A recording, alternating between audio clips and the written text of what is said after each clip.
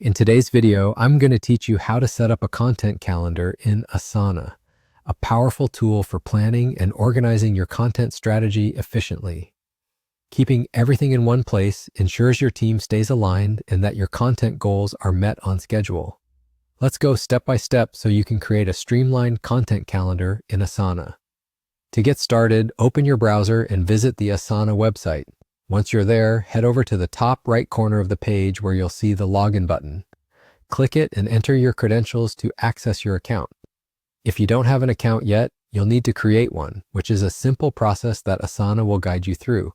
Once you're logged in, we'll proceed to set up your content calendar.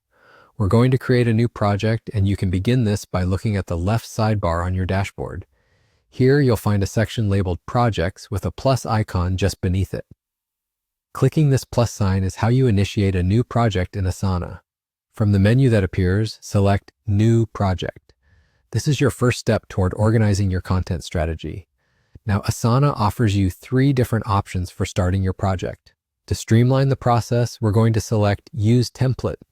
This option is incredibly advantageous because it provides predefined structures tailored for various needs, saving you both time and effort in building your calendar from scratch.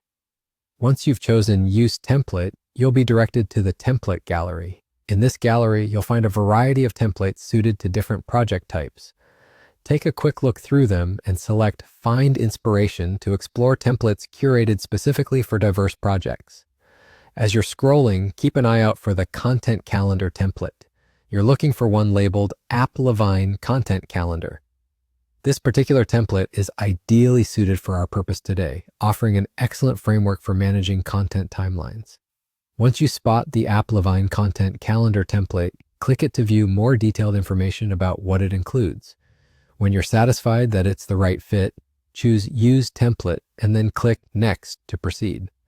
At this stage, you'll have the opportunity to incorporate the key scheduling dates for your project. Input a start date and end date.